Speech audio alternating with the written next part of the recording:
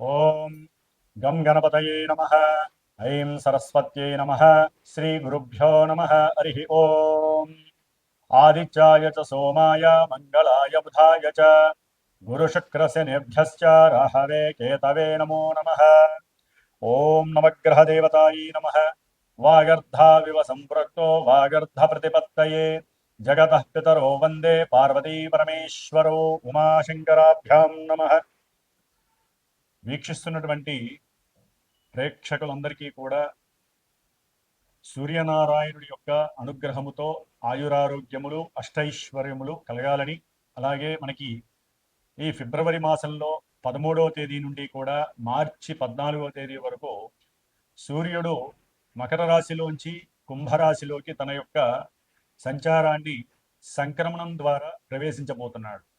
కాబట్టి ఫిబ్రవరి 15వ తేదీన మనకి మహాశివరాత్రి. ఆదిదేవుడు సమస్త లోకాలకి కూడా విశ్వంభరుడు అయినటువంటి విశ్వదేవుడైనటువంటి ఆ పరమేశ్వరుణ్ణి మనందరం కూడా చక్కగా విశేషమైనటువంటి అభిషేకాదులతో అర్చనలతో ఆరాధించి భజనలు గావించి లోక కళ్యాణార్థమై మనకి ముందు ముందు వచ్చేటటువంటి ఈ 3 నెలల కాలము కూడా మరి పంచగ్రహ కూటమి వలన ఎన్నో పాపగ్రహాల యొక్క కలయికల వలన ప్రపంచానికి ప్రకృతికి కూడా ఒక శాపంగా మారబోయేటటువంటి అవకాశం ఉంది. కాబట్టి ఆ పరమేశ్వరుణ్ణి ఆరాధించుకుంటూ అట్లాగే 14వ తారీఖున వచ్చేటటువంటి శనిత్రయోదశి ప్రదోషకాల వ్రతము అంటే సాయంకాలము సంధ్యా సమయం తర్వాత ఆ శని భగవానుడికి అందరూ కూడా తప్పనిసరిగా తమ యొక్క కర్మదోషాలు పోగొట్టుకోవడానికి విశేషముగా తైలాభిషేకార్చనలు చేసుకొని రావి చెట్టు చుట్టూ గనక ప్రదక్షిణం చేసుకుంటే ఐశ్వర్య వృద్ధితో పాటుగా మనో అభీష్ట సిద్ధి కూడా కలుగుతుంది.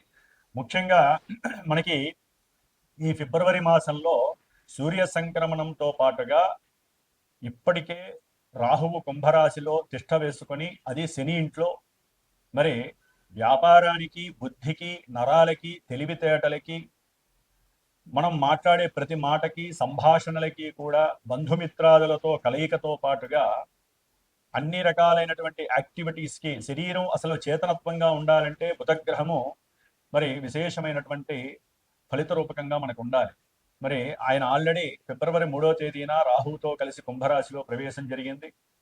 ఫిబ్రవరి 6వ తేదీన మరి అష్టైశ్వర్యాలకి ఎంతోమంది వ్యాపారస్తులు, ముఖ్యంగా జ్యువెలరీ వ్యాపారం చేసేవాళ్ళు, దాని రిలేటెడ్ ఏదైనా సరే, అది గిల్ట్ నగలు కావచ్చు, వస్త్రాలకి సంబంధించినటువంటి పెద్ద పెద్ద బిజినెస్లు, చిన్న చిన్న వాళ్ళు కావచ్చు, అట్లాగే సుగంధ ద్రవ్యాలని అమ్మేటటువంటి వాళ్ళు, వ్యాపారస్తులు, ముఖ్యంగా ఫైనాన్స్ బిజినెస్ చేసేటటువంటి వాళ్ళు, మ్యారేజ్ బ్రోకరిజం చేసేటటువంటి వాళ్ళు, అంటే మధ్యవర్తిత్వం చేస్తూ ఉంటారు, అలాంటి మ్యారేజ్ సంబంధించినటువంటి వ్యాపారస్తులు కానివ్వండి, అట్లాగే భార్యాభర్తలకి సంబంధించినటువంటి సత్సంతాన యోగానికి కారకుడైనటువంటి వీర్యకారకుడైనటువంటి శుక్ర భగవానుడు కూడా మరి రాహుతో కలిసి 6వ తారీఖు నుంచి కూడా ఈ నెలాఖరంతా అక్కడే ఉంటాడు. అట్లాగే ఇప్పుడు అసలైనటువంటి గ్రహము కుజగ్రహము. ఇది ఫిబ్రవరి 23వ తేదీ నుండి కూడా దాదాపుగా ఏప్రిల్ 2వ తేదీ వరకు కూడా కుంభరాశిలోనే ఈ గ్రహాలన్నిటితో సంచారం చేస్తూ కుజుడు రాహువు కలవటం ఒక రకంగా కూడా మంగళయోగం అయినప్పటికీ కూడా, కుజరాహుల యోగం అయినప్పటికీ కూడా, సింహంలో ఉన్నటువంటి కేతువు, ఈ యొక్క కుజరాహు కేతువుల యొక్క సంయోగము శని ఇంట్లో జరగడం ద్వారా ఎన్నో బీభత్సకరమైనటువంటి సమస్యలు అనుభవించేటటువంటి పరిస్థితులు మనకు కలగచ్చు అని శాస్త్రం తెలియజేస్తోంది. కాబట్టి కుజరాహువుల యొక్క సంబంధం, కుజరాహు కేతువుల యొక్క సంబంధం అటు వ్యాపారస్తులకి, శుక్రగ్రహానికి సంబంధించిన వ్యాపారస్తులకు కానివ్వండి, అనేక భావాల కారకత్వాలకి, ముఖ్యంగా సూర్య భగవానుడు కూడా మరి ఫిబ్రవరి 13వ తేదీ నుండి మార్చి 14వ తేదీ వరకు కూడా కుంభరాశిలో ఉంటాడు. ఈ 5 గ్రహాల యొక్క సమ్మేళనము విశేషమైనటువంటి శుభ ఫలితాలతో పాటుగా కొన్ని రాశుల వారికి ప్రపంచానికి కాస్త ఈ యొక్క కారకత్వాలు అనేవి కొంత ఫ్లక్చువేషన్స్ ని, అట్లాగే ప్రకృతిలో ఎన్నో బీభత్సాలని కలిగజేసే అవకాశాలు ఉండవచ్చు. అది యుద్ధపరంగా, ఎందుకంటే కుజుడు అనేవాడు యుద్ధకారకుడు, అట్లాగే భూకంపాలకి సంబంధించిన వారు, అది వాయుతత్వ రాశిలో ఉన్నటువంటి గ్రహాలన్నీ కూడా ముఖ్యంగా రాజకీయ నాయకుల యొక్క పదవి గండాలు కావచ్చు, రాజకీయ నాయకుల యొక్క పెద్ద పెద్ద వాళ్ళు ఎవరైనా కావచ్చు, వారి యొక్క ఆరోగ్యం సరిగ్గా లేకపోవటము, అనారోగ్యపరంగా ఇబ్బందులు, ఏదైనా ఎలక్షన్స్ కనుక జరిగినట్లయితే ఆ ఎలక్షన్స్ కి సంబంధించినటువంటి ఎన్నో ఇబ్బందులు, అంటే అక్కడ ఒక రకంగా చెప్పాలంటే యుద్ధ వాతావరణం నెలకొల్పేటటువంటి పరిస్థితులు ఈ పంచగ్రహ కూటమి తెలియజేస్తోంది.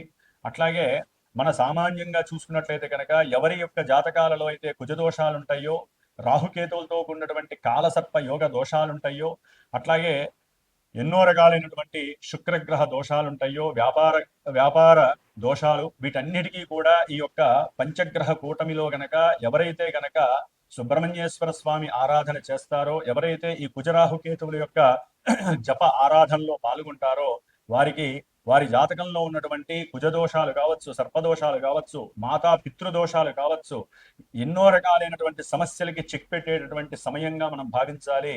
ఎందుకంటే 5 గ్రహాల కూటమి అంటే ఎన్నో రకాలైనటువంటి విపరీతమైనటువంటి అనర్థాలు జరిగే అవకాశం కొన్ని రాశులకు ఉంటుంది. ప్రపంచం దేశగోచారంలో మరి అది ప్రపంచం మీద వ్యాప్తి చెందుతుంది. కానీ మనకి ఎవరికి జాతకాలు వాళ్ళకు ఉంటాయి కాబట్టి రాశుల రీత్యా కావచ్చు, జన్మ జాతకంలో లగ్న రీత్యా కావచ్చు, జరుగుతున్నటువంటి దశ అంతర్దశలు, ముఖ్యంగా కుజ మహర్దశ గాని, రాహు మహర్దశ గాని, కేతు మహర్దశ గాని, శని మహర్దశ గాని, ఈ పాపగ్రహ మహర్దశలు జరుగుతున్నా, మరి రాహుతో కలిసినటువంటి ఈ సూర్యుడు, బుధుడు, శుక్రుడు యొక్క దశలు అంతర్దశలు జరుగుతున్నా, వీరి యొక్క దశల్లో వారి జాతకంలో ఎక్కడైనా సరే దోషాలు ఉన్నట్లయితే అవి కాస్త ఇబ్బంది పెట్టేటటువంటి పరిస్థితి ఈ యొక్క పంచగ్రహ కూటమి వలన కనపడుతోంది. కాబట్టి దాదాపుగా ఫిబ్రవరి అంటే మార్చి 1 నుంచి కూడా కుజుడు శతభిష నక్షత్రంలోకి వస్తాడు. అది ఇంకా బీభత్సకరమైనటువంటి సందర్భము. కాబట్టి ఫిబ్రవరి 23వ తేదీ నుండి కూడా దాదాపుగా మనకి 77 రోజులు, అంటే 70 రోజులు అనుకోండి, 70 రోజులు అంటే మే 10వ తారీఖు వరకు కూడా ఈ కుజ రాహు కేతువుల యొక్క శనిగ్రహ యొక్క ప్రభావం. ఎందుకంటే ఏప్రిల్ 2వ తేదీ నుండి కూడా మే 10వ తేదీ వరకు కుజుడు మీనరాశిలో శనితో కలిసి ఉంటాడు. ఇది మహా దోషప్రదమైనటువంటిది. కాబట్టి ఎన్నో రకాలైనటువంటి దోషాలను కలుగజేసేటటువంటి ఈ దోషాన్ని మనం హరింపజేసుకోవటానికి మా యొక్క శ్రీమాత జ్యోతిషాలయ పీఠం తరపున నేను 70 రోజులు ఈ యొక్క కుజగ్రహానికి, రాహుకేతువులకి, శనికి సంబంధించినటువంటి జపాన్ని ఆచరిస్తూ, ముఖ్యంగా ఈ యొక్క కేతుగణ దోషాలు మఖానక్షత్రంలోకి కేతు అనేటటువంటి వాడు ప్రవేశిస్తున్నాడు దాదాపుగా మనకి మార్చి 1 నుంచి. కాబట్టి ఇంకా దోషాలు ఎక్కువ అవకాశం ఉంటుంది. కాలసర్ప యోగ దోషం కూడా పడుతోంది. అంటే రాహుకేతువుల మధ్యలోనే గ్రహాలన్నీ కూడా సంస్థాపితమై దాదాపుగా మనకి కాలసర్ప యోగ దోషం అనేటటువంటిది ఉండే అవకాశం ఉంటుంది జూలై 1 వీక్ వరకు కూడా. కాబట్టి ఈ యొక్క 70 రోజులు కూడా నా యొక్క పీఠంలో, నా యొక్క ఆధ్వర్యంలో, నాచే చేయబడుతూ, ముఖ్యంగా ఈ యొక్క సుబ్రహ్మణ్య ఆరాధన విశేషంగా జరిపి, మధ్యలో మార్చి 1 వీక్ తర్వాత అంటే ఏప్రిల్ సమయంలో నేను అష్టవినాయక దర్శనం, పూణేలో ఉన్నటువంటి అష్టవినాయకుల యొక్క దర్శనము, అట్లాగే సుబ్రహ్మణ్యేశ్వర స్వామికి సంబంధించినటువంటి దైవ తీర్థాలని కూడా సంచరించి, మధ్యలో 1-2 సార్లు సుబ్రహ్మణ్య పాశుపత హోమాలని సంతానం కలక్కపోయినా వారి గురించి కావచ్చు, వివాహం కానిటువంటి వారికి, వివాహమై దాంపత్య అనుకూలత సరిగ్గా లేనటువంటి వారికి, మతిస్థిమితం సరిగ్గా లేనటువంటి వారికి, వ్యాపారంలో నష్టాలు అనుభవిస్తున్నటువంటి వారికి, అట్లాగే ఎవరికైతే జన్మజాతకంలో ఎంత కష్టపడ్డా కూడా 10 రూపాయలు దాచుకోలేని పరిస్థితి, సంపాదించలేని పరిస్థితి ఉన్నటువంటి వారు కావచ్చు, ముఖ్యంగా సంతానహీనత, గర్భవిచ్ఛిన్న దోషాలు కలిగేటటువంటి వాళ్ళు, జన్మజాతకంలో ఉన్నటువంటి కుజరాహు కేతువుల యొక్క దోషాలు ఉన్నటువంటి వాళ్ళు తప్పకుండా సంప్రదించండి. మరి ఈ యొక్క కార్యక్రమానికి 70 రోజుల యొక్క కార్యక్రమానికి డైరెక్ట్గా నాకు ఫోన్ చేసినట్లయితే కనుక దానికి సంబంధించినటువంటి నియమాలు ఏ విధంగా ఆచరించాలి, మీరు ఏ విధమైనటువంటి మంత్రాలు, అర్చనలు ఈ 70 రోజులు చేసుకుంటే కొన్ని రాసుల వారికి ఆ యొక్క అవయోగాలు తొలగిపోయి యోగాలు కలుగుతాయో నేనే డైరెక్ట్గా మీకు తెలియజేస్తాను. అట్లాగే జాతక పర్యవేక్షణ ద్వారా కూడా ఎన్నో విషయాలు మీరు తెలుసుకోవచ్చు. ముఖ్యంగా ద్వాదశ రాశుల్లో మేషాది రాశి నుంచి మీనరాశి పర్యంతం కూడా మనకి ఈ 12 రాశులలో ఈ యొక్క గ్రహస్థితుల యొక్క పంచగ్రహ కూటమి ప్రభావం ఏ విధంగా ఉంటుందో తెలుసుకునేటటువంటి విషయంలోకి వెళుతూ, ఓం తత్పురుషాయ విద్మహే మహాసేనాయ ధీమహి తన్నషణ్ముఖ ప్రచోదయాతు. శ్రీ వల్లీ దేవసేనా సమేత శ్రీ సుబ్రహ్మణ్యేశ్వర అనుగ్రహ సిద్ధిరస్తు. ధనుస్సు రాశి వారికి ఫిబ్రవరి మాసం 13వ తేదీ నుండి మార్చి 14వ తేదీ వరకు కూడా సూర్యగ్రహ సంచారము మకర రాశిలోంచి కుంభరాశిలోకి, అంటే తృతీయ స్థానంలోకి ప్రయాణం. ఇది చాలా విశేషమైనటువంటి శుభ ఫలితాలను కలుగజేస్తుంది. అట్లాగే కుజగ్రహం కూడా ఫిబ్రవరి 23వ తేదీ నుండి కూడా దాదాపుగా ఏప్రిల్ ఫస్ట్ వీక్ వరకు కూడా ఈ యొక్క 3వ స్థానంలో సంచారము, అట్లాగే శుక్రగ్రహము కూడా ఈ నెలాఖరు వరకు కూడా ఆ 3వ స్థానంలో సంచారము, బుధగ్రహము, మొత్తం 5 గ్రహాలు రవి, కుజ, బుధ, శుక్ర, రాహు, వీళ్ళందరూ రాహుతో కలవడం విశేషప్రదం. అయితే సప్తమంలో ఉన్నటువంటి గురుడు వీరి యొక్క ఆర్థిక పరిస్థితిని, వీరి యొక్క ఆరోగ్యాన్ని కండిషనల్గా బేస్డ్గా చూసుకుంటూ ఈ గ్రహాలన్నిటినీ గురుడు చూడడం ద్వారా ఆ భావాలు కొన్ని నష్టయుక్తమైనా కూడా మళ్ళీ లాభకరంగా చేసేటటువంటి స్థితి కలుగుతోంది ఈ యొక్క ధనుస్సు రాశి వారికి. విశేషమైనటువంటి యోగంగా భావించవచ్చు.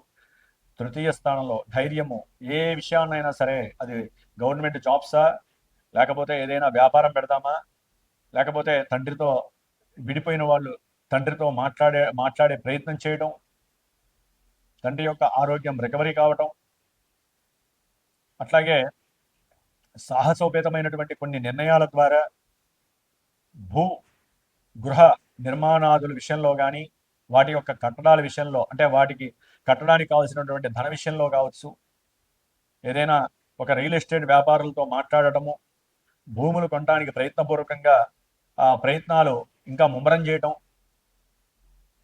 అలాగే వారికి ఉన్నటువంటి అప్పులు తీర్చడానికి సన్నాహాలని విస్తృతం చేయటం, ఫ్రెండ్స్ ద్వారా కానీ, లేకపోతే భార్యాభర్తల్లో ఎవరి దగ్గరైనా ఉద్యోగాలు చేస్తూ ఉంటే వారి నుంచి కానీ వీరు తర్జుమా చేసుకొని ఆ యొక్క అప్పులు తీర్చేటటువంటి ప్రయత్నాలకి వీళ్ళు సాహసించడం జరుగుతోంది.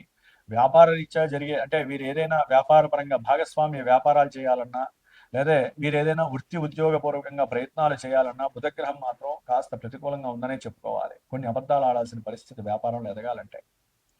ఏదైనా ఒక ఉద్యోగం సాధించాలంటే కొన్ని మాటలు లేనివి ఉన్నవి ఉన్నట్లుగా, ఉన్నవి లేనట్టుగా చెప్పేటటువంటి పరిస్థితి కలుగుతోంది. తప్పదు. ఒక్కోసారి గోడ మీద పిల్లిలాగా ఉండాలి కుటుంబంలో. బంధుమిత్రాలతో మాట్లాడేటప్పుడు గృహ సౌఖ్యం కోసము, వీరి యొక్క పనులు కావడం కోసం, ఎటువంటి సమస్యలు కలగకుండా ఉండటం కోసం, వ్యాపారంలో వీరికి పార్ట్నర్షిప్ ఇవ్వడం కోసం ఎన్నో రకాలుగా కొన్ని మాటలు వీరు చేయాల్సి ఉంటుంది, మాటలు మాట్లాడాల్సి ఉంటుంది. అట్లాగే వ్యాపారంలో అవతల వ్యక్తులు కొంచెం మోసం చేసే ప్రయత్నాలు ఎక్కువగా ఉంటాయి, కొంచెం జాగ్రత్త. అంటే మీకు దీంట్లో పెట్టుబడి పెడితే అక్కడ విశేషమైనటువంటి లాభం వస్తుందని చెప్తారు. ఆ విషయంలో కొంచెం మీరు సంతానంతో మాట్లాడండి. ఇక్కడ ఏదో పెట్టుబడి పెడితే లాభం వస్తుంది అంటున్నారు, మరి ఇది ఎంతవరకు సమంజసం అని. ఎందుకంటే ఒక కుటుంబంలో ఉన్నటువంటి సభ్యులు, ముఖ్యంగా భార్య భర్త పిల్లలు ఉంటే కొంతమంది వాళ్ళు ఏదో త్యాగశీరులకు మళ్ళీ తమే బాధపడుతున్నట్టుగా, తమకున్నటువంటి ఆర్థిక సమస్యలు పిల్లలకి చెప్పకూడదన్నట్టుగా అప్పులు చెప్పకుండా పిల్లలకి, వారికి ఏదన్నా పుస్తకాలు కావాలన్నా, బండి కావాలన్నా, లేకపోతే ప్రయాణాలు చేయాలన్నా, స్కూల్ ఫీజులు కావాలన్నా అప్పులు తేవటం, వీళ్ళకి ఇవ్వటం. ప్రతి విషయము పిల్లలకి చెప్పిన వాడే కుటుంబాన్ని సరిగ్గా మెయింటైన్ చేయగలుగుతాడు. పిల్లలకి ఊహొచ్చిన దగ్గర నుంచి ఒక 10 ఏళ్ళు కావచ్చు, 9 ఏళ్ళు కావచ్చు, ఊహొచ్చిన తర్వాత బయట లోక వ్యవహారంతో వాళ్ళు ఎట్లయితే ముడిపడి ఉంటారో, కుటుంబంలో తల్లి చేసే పనికి, తండ్రి చేసేటటువంటి పనికి వీరు కూడా ఇంటర్లింక్ అయి ఉంటారు. కాబట్టి వీరు పడే ప్రతి క్షోభ, ప్రతి సమస్య వారు కూడా వారితో చర్చించండి. పిల్లలకి తెలియాలి. మీకున్న లాభాలు చెప్పకపోయినా పర్వాలా, నష్టాలని చెప్పాలి, కష్టాలని చెప్పాలి. అప్పుడే పిల్లలు సరైనటువంటి స్థితిలో వాళ్ళు ముందుకు వెళుతూ మీ మీద గౌరవాన్ని, అభిమానాన్ని పెంచుకుంటారు. వారికేం తెలియకుండా నేనే కష్టపడుతున్నా అని చెప్పి మీరు అప్పులు తెచ్చి భార్యాభర్తలు మాత్రమే మాట్లాడుకుంటూ కూర్చుంటే పిల్లలు ఎంజాయ్ చేస్తూ ఉంటారు. మీకు ఒక స్టేజ్కి వచ్చిన తర్వాత నువ్వు నాకేం చేసావు అంటారు. ఒకవేళ మీరు చేసింది చెప్పినా అప్పుడు వాళ్ళకి అర్థం కాదు, నీ బాధ్యత నువ్వు చేసావంటారు. కాబట్టి ధనుస్సు రాశి వారు ముఖ్యంగా సంప్రదించండి పిల్లలతో. ముఖ్యంగా ఏదైనా వస్తువు కొనాలన్నా, అప్పులు తీర్చాలన్నా, అప్పులు తేవాలన్నా పిల్లల్ని సంప్రదించి వారి అనుమతి కాకుండా వారితో అనుకూలంగా మాట్లాడి సెట్ చేసుకోండి. ఫైనల్ డెసిషన్ మీదే. తల్లి కావచ్చు, స్త్రీ కావచ్చు, పురుషుడు కావచ్చు, భార్యాభర్తలు పిల్లలకి చెప్పాలి, లేదా పెద్దవాళ్ళు అయితే చర్చించాలి. వాళ్ళ సలహాలు తీసుకోండి. ఫైనల్గా మీదే డెసిషన్. బంధువులతో మాత్రం చర్చించకండి. కొత్తగా నూతనంగా ఉన్నటువంటి వాళ్ళతో, పరిచయమైన వాళ్ళతో చర్చించకండి. అవతల వ్యక్తులకి సహాయం చేయకండి. ఇప్పుడున్న పరిస్థితుల్లో నష్టపోతారు. మీరు అప్పు ఇవ్వకండి ఎవరికి. ధనుస్సు రాశి వారు అట్లాగే ఉద్యోగ విషయంలో మీకున్నటువంటి చేదు అనుభవాలు కాస్త తీపి అనుభవాలుగా మారే ప్రయత్నాలు జరుగుతాయి. మీరు చేసే సాధన, మీరు చేసిన సాధన, కృషి ఇవన్నీ కూడా గమనించి ఉన్నతమైనటువంటి ఉద్యోగాన్ని ఇస్తారు. ఒకవేళ ఉద్యోగంలో గవర్నమెంట్ జాబ్స్‌లో కొంతమంది తీసేసి ఉంటారు. లేకపోతే కొంతమంది ఉద్యోగాల్లో కోల్పోయినటువంటి వారికి పిలిచల్లా మళ్ళీ మీతో మాట్లాడి సంప్రదింపులు చేసి చక్కగా ఉద్యోగాన్ని ఇచ్చే పరిస్థితులు కూడా కలుగుతున్నాయి. అంటే ధైర్యే సాహసే లక్ష్మి. ధైర్యంతో సాహసంతో గనక మీరు చేసే ప్రతి ఆలోచన, మీరు వేసే ప్రతి అడుగు కూడా మీకు లక్ష్మీదేవిని వరప్రసాదం కలుగుతుందని నమ్మండి. చతుర్థంలో అర్ధాష్టమ శని మహాబీభత్సాలని సృష్టిస్తోంది. వాహన ప్రమాదాలని, జలగండాలని, అట్లాగే తల్లి యొక్క అనారోగ్య సూచనల వలన మీకు ఆర్థిక నష్టము, ఉద్యోగం మీద దాని యొక్క ప్రభావం కలగటము, ఉన్నటువంటి గృహాన్ని అమ్ముకోవటము, లేకపోతే ఉన్నటువంటి స్థలాలని అమ్మేసేసుకొని ఆ యొక్క ధనాన్ని ఏదో రకంగా ఇంటి ఖర్చులకు ఉపయోగించుకోవడమే జరిగే పరిస్థితి కలుగుతుంది. అంటే అప్పులు తీర్చే పరిస్థితి. బ్యాంకు నుంచి ఏదైనా గృహ అవసరార్థమై లేకపోతే గృహ కట్టడం కోసం మీరు తప్పకుండా లోన్ చేసేటటువంటి లోన్ తీసుకునే పరిస్థితి కూడా కనిపిస్తోంది. భాగ్యంలో ఉన్నటువంటి కేతువు ద్వారా ఏదైనా లాంగివిటీ అంటే దూర ప్రాంతాలకి ప్రయాణం చేసి తీర్థయాత్రలు చేసి దైవానుగ్రహం పొందేటటువంటి పరిస్థితి ఆసన్నమవుతోంది. ప్రయాణాలు ఎందుకు కొంచెం జాగ్రత్త. కాబట్టి అర్ధాష్టమ శనిగ్రహ దోష పరిహారార్థమై మీ ఆరోగ్యం కోసం, పాదాల యొక్క సమస్య తొలగడం కోసం, తల్లి యొక్క అనారోగ్యాల నుంచి బయటపడటం కోసం, తల్లితో అనుకూలమైనటువంటి సంభాషణ ఉండటం కోసం, గృహ సౌఖ్యం కోసం, అట్లాగే మీకున్నటువంటి స్థిర చరాస్తుల్లో ఏదైనా కోర్టు లిటిగేషన్స్ కానీ ఉంటే వాటి యొక్క నివృత్తి కోసం శని భగవాన్ని ఆరాధించండి. ఆయన యొక్క జపాన్ని, ఆయన యొక్క క్షీరతర్పణాన్ని, ఆయనకి హోమాన్ని చేసుకోండి. తప్పకుండా 10 మందికి ఎవరికైనా అన్నదానాన్ని చేయండి. బట్టలు లేనటువంటి వాళ్ళకి బట్టలు, ఎండాకాలం కాబట్టి చెప్పులు దానం చేయండి, గొడుగు దానం చేయండి వృద్ధులకి. అట్లాగే ఎండాకాలం ఏదైనా సరే వాటర్ కుండలు తీసుకొచ్చి పెట్టి చక్కగా చలివేంద్రాల్లో మీ పేరు మీద చక్కగా నీళ్లు పోయండి. మీ కుటుంబ గృహం మొత్తానికి కూడా పుణ్యం అనేటటువంటిది మీకు లభిస్తుంది. మీకు జరిగే ప్రమాదాలను మీరే అరికట్టుకోండి. అట్లాగే మజ్జిగని ఎవరికైనా సరే శనివారం దానం చేయండి. మీకున్న చంద్రదోషాలు పోతే వివాహం అయ్యే కాని వాళ్ళకి వివాహం అవడానికి అవకాశం, విడిపోయినటువంటి భార్యాభర్తలు కలిసే అవకాశం ఉంటుంది. ఇంకా అర్ధాష్టమ శనిగ్రహ దోషం అనేటటువంటిది ఇంకా ఇబ్బందిగా ఉంది. అట్లాగే మీ జాతకంలో కుజ దోషాలు, రాహుకేతు దోషాలు మీకు ఇందాక నేను చెప్పిన వాటిలో కొన్ని జరగకుండా ఇబ్బందులు పడుతున్నారు. వ్యాపారంలో వృద్ధి లేదు. ఎన్నో లీగల్ సమస్యల వలన మీరు బాధపడుతున్నారు. మీకు రావాల్సినటువంటి గృహాలు, భూములు మీకు రావట్లేదు అనుకుంటే తప్పకుండా మా పీఠంలో నేను చేసే 70 రోజుల యొక్క ఈ యొక్క శనిగ్రహ, కుజగ్రహ, రాహుగ్రహ, కేతుగ్రహ జపాలతో పాటుగా సుబ్రహ్మణ్య సర్పసూక్తంతో నిత్యము జపము, అట్లాగే ఈ నెలలో 70 రోజుల్లో 2 సార్లు సుబ్రహ్మణ్య పాశుపత హోమాన్ని జరుపుతున్నాను. కాబట్టి ఎవరైనా సరే ఇష్టపూర్వకంగా ఉంటే తప్పకుండా సంప్రదించండి. మీ యొక్క యోగక్షేమాల కోసం, మీరు అనుకున్న కార్యం విజయం సాధించడం కోసం మా వంతుగా నా పీఠంలో బ్రాహ్మణుల యొక్క సమక్షంలో నేను చేసే ఈ యొక్క పూజాధికాలు మీకు సత్ఫలితాన్ని మాత్రం ప్రసాదిస్తాయి. ఓం శ్రీమాత్రే నమః.